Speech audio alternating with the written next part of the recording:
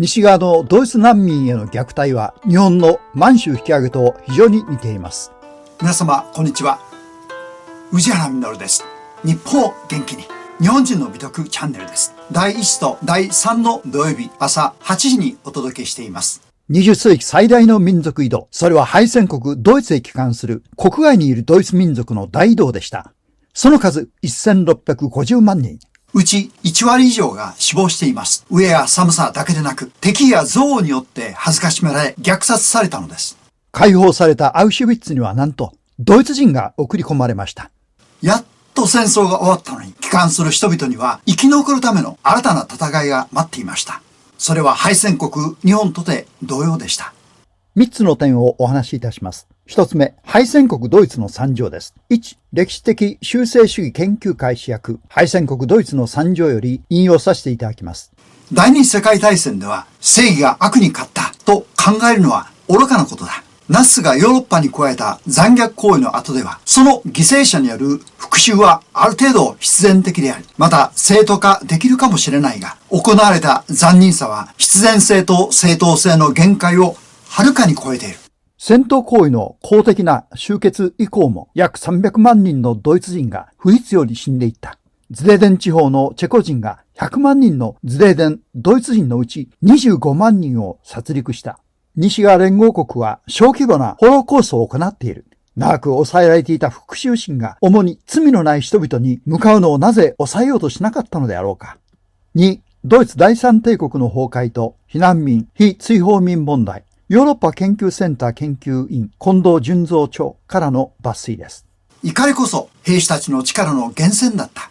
ドイツ人が全ての悪の根源だった。ソ連指導部は住み慣れた土地からドイツ人を追い払う政治的計算もあって報復行為を黙認し、ドイツ軍将校に対してばかりでなく、民間人を含むドイツ人そのものに対する憎悪を煽っていたのである。一般的には200万人のドイツ人女性がレイプ被害に遭ったと推定される。東西を問わず戦後ドイツのタブーは2つある。一つはホロコーストを話題にすること。もう一つは夫人に向かって終戦の時の消息を聞くことである。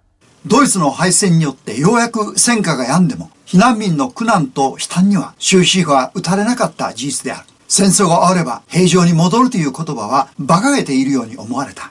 生き残りのための闘争が始まった。国連軍が1990年代に公開した資料によると、ドイツの支配が終了した地域から追放もしくは自発的に移動したドイツ系の住民、追放者と難民の総数は1650万人に及び、20世紀の民族移動としては最大のものである。この地図は1946年、敗戦の翌年の連合軍占領下のドイツ4分割されています。追放されたドイツ人の総数は1200万人。多い順から敗戦前のドイツ東部から712万人、チェコスロバキアから291万人です。3、戦後のイスラエル政府とドイツの賠償です。ホロコーストは結果としてユダヤ人たちが自分たちの国家を持つ決意に導き、戦後間もない1948年、イスラエルが再建されました。翌年1949年、西ドイツも国家として誕生しました。半分の東側はソ連圏に属し、民族の分断の悲劇を味わいました。西ドイツアデナウアー首相はイスラエル政府に謝罪と賠償を申し出ます。しかしイスラエル側の要求とは程遠い内容ですが、賠償がなされました。特にイスラエル新政府の経済、軍事の両面を支援したのです。アラブ諸国と戦争状態にあったイスラエル政府は、西ドイツ政府に民族の恨みを果たすことより、国の建設と安全を求める選択をしました。その結果、アラブ諸国との4度の戦争に勝利しました。しかしそれは新たな憎悪を生み出しました。かつてユダヤ人たちがナチスドイツを激しく憎んだように、アラブ諸国はイスラエルを憎しみ続けています。自分たちが長年住んでいたパレスチナの地をユダヤ人が住むことで追われたのです。この火種を作ったのはイギリスです。中東問題は世界の火薬庫と言われ、誰も収めることができない厳しい現実です。二つ目、戦後日本の引き上げ者です。ウィキペディアより引用させていただきます。1、米軍占領下の地域です。第二次世界大戦終了時点で海外に住む在留日本人は軍人、民間人の合計660万人以上に上り、引き上げした日本人は1946年戦争の翌年末までに500万人に上った。だが残留日本人の詳細な数や実態については現在も不明である。GHQ 指令で厚生省が引き上げ養護庁を設置し、行政事務を行いました。1945年11月24日、厚生省は佐世保をはじめ11カ所に地方引き上げ養護局を設置するよう告示しました。東南アジア、台湾、中国、朝鮮半島南部などからの引き上げはソ連軍占領下地域の満州、朝鮮北部などと比較するとスムーズであり、1946年には9割以上達成された。2、シベリア抑留です。ソ連対日参戦によってソ連軍に占領された満州、朝鮮半島北部、南樺太、千島列島で戦後にかけて抑留された日本人は約57万5千人に上る。厳寒の環境下で満足な食事や休養もなく、苛烈な労働を強要、約5万8千人が死亡しました。このソ連の行為は、武装解除した日本兵の家庭への復帰を保障したポツダム宣言に反するものであった。ソ連国内70カ所超の収容所において、抑留日本兵が強制労働に従事させられた。北海の氷も溶け、ソ連地区からの引き上げが再開されました。樺太からの第一線は一般同房1700名を乗せて5月6日函館に入港。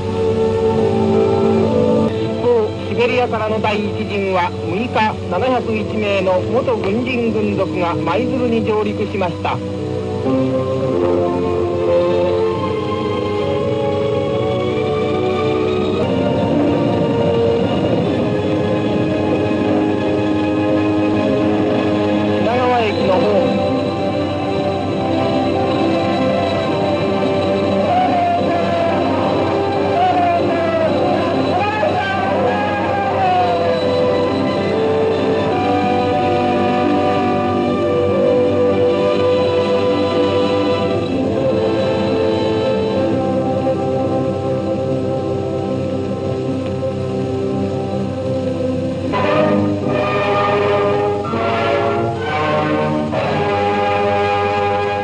3、日本人住民への略奪強姦、虐殺行為です。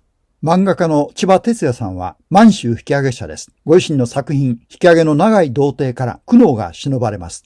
ソ連軍占領下の地域では、ソ連兵や中国共産党軍、朝鮮人民義勇軍や朝鮮保安隊、及び暴徒化した現地住民の朝鮮人による日本人住民への虐殺行為や拉致があった。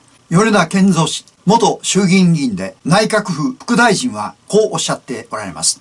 婦女子の強姦は有史以来戦争にはつきものとされるも、先の大戦での満州、朝鮮における日本人婦女子の強姦は度を越して凄まじいものであった。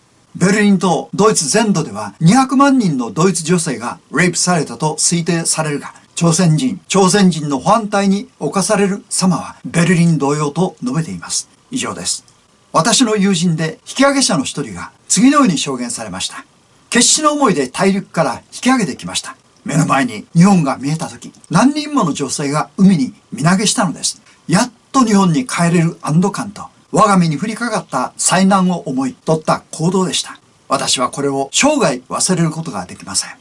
引き上げ者がその時のことをほとんど語らなかったのは思いやりであり、また思い出したくもなかったのでしょう。4、台湾からの引き上げです。終戦時の在台湾日本人の数は約48万8000人、うち軍人が16万6000人でした。故郷は台湾とは、ここで生まれ育った人たちの思いです。引き上げは軍人から始められ、台湾人からの報復もなく、1946年4月20日に完了しました。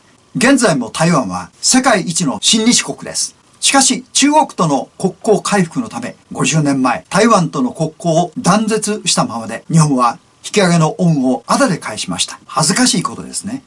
5、中国残留日本人です。戦後77年経った現在に至っても、中国大陸で親子生き別れ、死に別れとなった中国残留日本人孤児などの問題を残している。NHK ドラマ大地の子が1996年放映され大ヒットしました。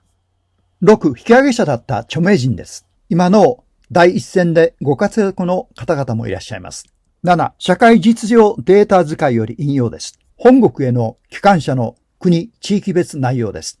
軍人・軍属の引き上げ、中国本土が104万人、民間人の引き上げは満州に開拓団が送り込まれましたので100万人です。主な引き上げ校です。博多、佐世保、舞鶴の順です。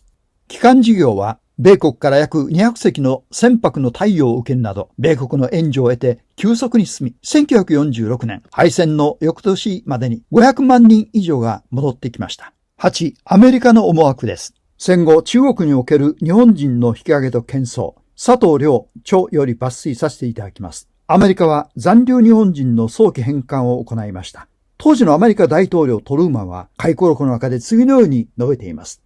1945年、当時の中国には300万人近い日本人がおり、100万人以上が軍人でした。我々がこの日本軍隊を除く処置を講じなければ、日本軍はたとえ敗れても中国を抑えていくことができた。アメリカにとって中国大陸に残る日本人は依然として脅威であり、早期に帰還させる必要があった。引用は以上です。いかなる理由にせよ、速やかに帰還できたことは、ドイツ人の苦難を考えると、よかったの一言です。3つ目、大国に翻弄されるドイツと日本です。1、戦後のドイツと日本の驚異的な発展の原因です。日本は戦後間もなく勃発した朝鮮戦争で戦争特需に沸きました。戦争で疲弊した経済が急速に回復したのです。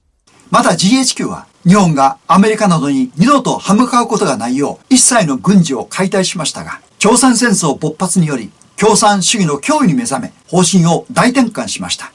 自衛隊を設立することを日本政府に促したのです。一方ドイツではソ連がドイツを分割し東西ドイツに分かれました。残された西ドイツは共産主義の矢面に立つことになりました。第一次大戦後にドイツに課せたような莫大な戦後賠償を求めることなく、むしろ戦勝国は西ドイツを経済、軍事両面で支援、共産主義の盾としたのです。それが西ドイツの戦後経済の驚異的な発展をもたらします。写真は復興の象徴、ドイツの古都ドレスデンです。日本もドイツも驚異の戦後復興は自国の努力だけでなく戦勝国の都合で成し遂げられました。同時に両国は共産主義の前線に立たされています。優しさとは無縁の世界です。